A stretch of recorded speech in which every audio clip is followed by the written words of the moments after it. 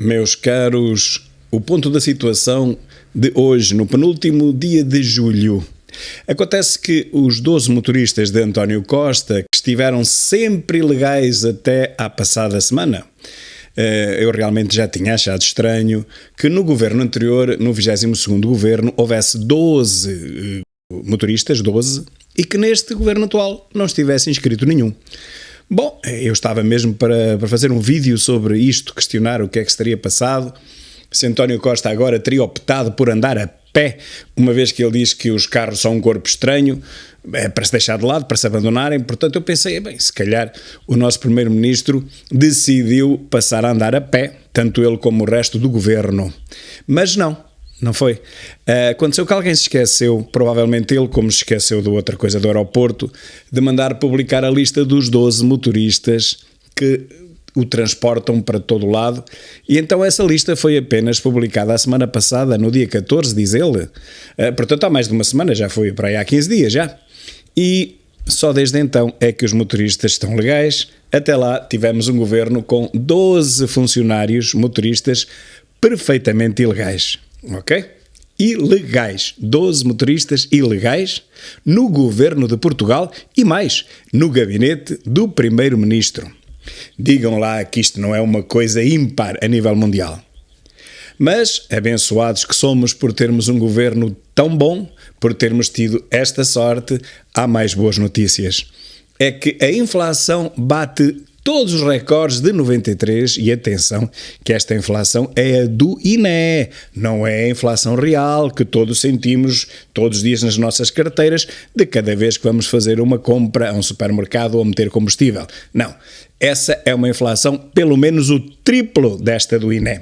Mas de qualquer maneira, mesmo a do INE é a maior desde 93 e, portanto, quero dar os parabéns a António Costa, que ainda há poucos meses jurava e garantia que a inflação era um fenómeno conjuntural e passageiro e que dentro em breve ela iria terminar.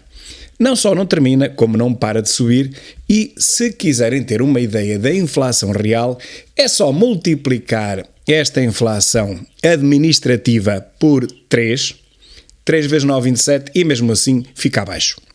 O PIB, que é a riqueza produzida, também contrai, aqui falo em 0,2, eu aconselho o mesmo método a multiplicar por 3, e se ficássemos apenas com uma contração de 0,6, dar-nos-íamos por muito felizes, porque a contração há de ser bem superior a 2%.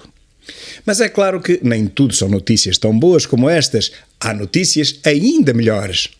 Lucros de firmas de bens alimentares e energéticos, apenas 4 empresas somam 1.000 milhões, meus caros. A Sonai, a Jerónimo Martins, a Galp e a EDP Renováveis dão-nos uma lição de como trabalhar em tempos de crise. Realmente, em tempos em que toda a gente perde dinheiro e poder de compra, estes 4 gigantes mostram-nos que pode não ser bem assim.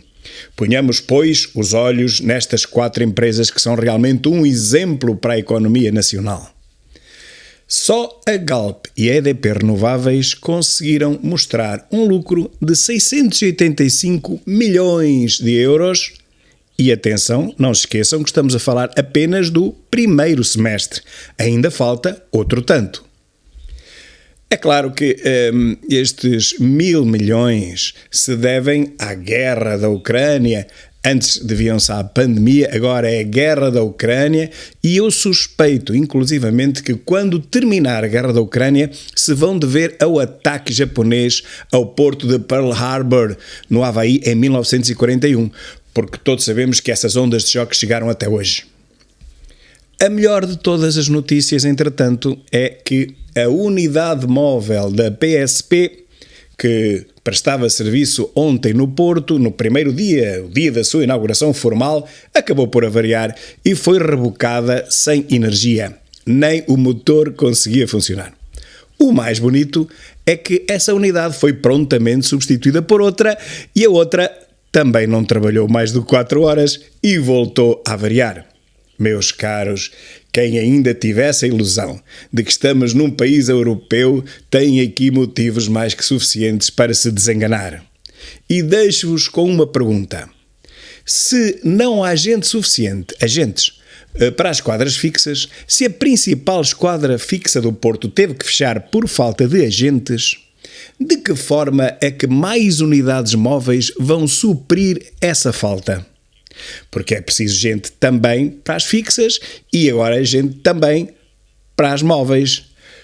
Expliquem-me lá, por favor, como é que as unidades móveis, que vão requerer ainda mais gente, vão resolver o problema da falta de polícias nas esquadras fixas. A matemática não é o forte deste governo e muito menos do Ministro das Finanças, o nosso grande Medina sem R. Pois não? Bem, mas a cereja no topo do bolo estava por colocar.